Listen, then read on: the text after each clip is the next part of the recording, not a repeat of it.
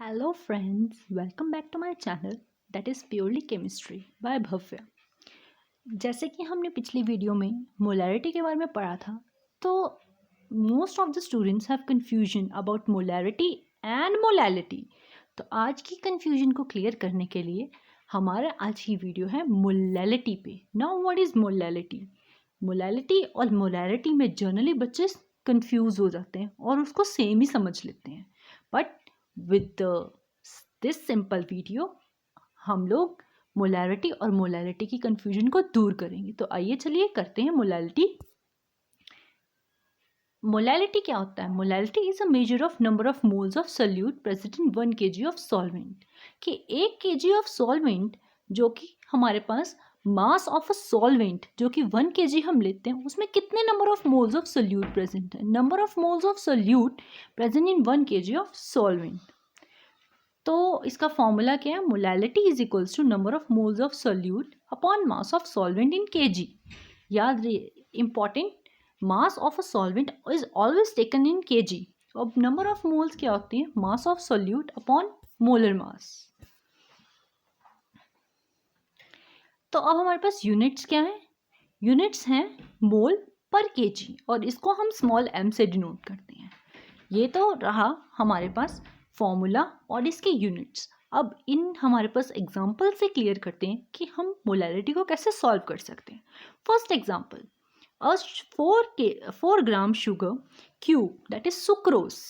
Sugar के भी आपको पता है बहुत सारे टाइप्स होते हैं, fructose, glucose and sucrose.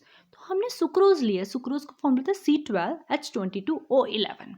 Is dissolve in 350 ml tea cup of 80 degree Celsius, 80 degree Celsius पे है।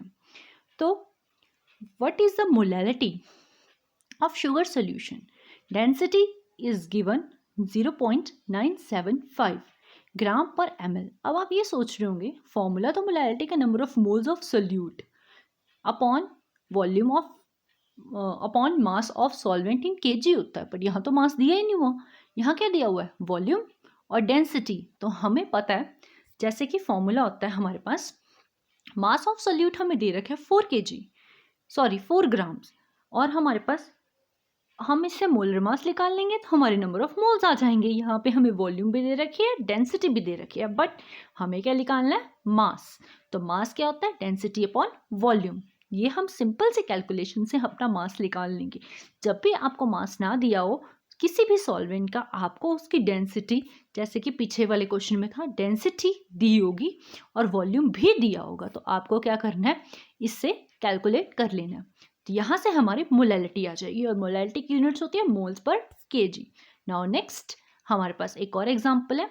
Calculate the molality of solution prepared from 29.22 grams of NaCl in 2 kg of water. Water दे रखा है 2 kg, ठीक है।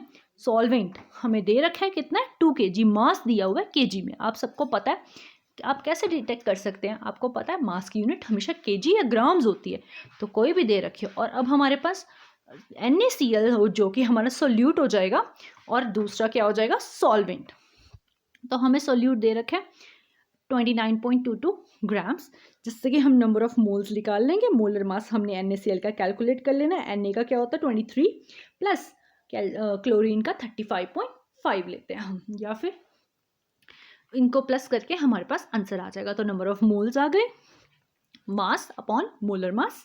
तो moles आ गए। Molality निकालने के लिए number of moles of solute upon weight या फिर मास ऑफ सॉल्वेंट इन केजी, तो डिवाइड करके हमारे पास आंसर आ गया। तो अब हमारे पास ये तो हम क्वेश्चंस कर सकते हैं सॉल्व, बट एक कंफ्यूजन है हमारे पास, बहुत बड़ी कंफ्यूजन, कि इन दोनों के बीच में रिलेशन क्या है, मोलैलिटी और मोलैरिटी के बीच में।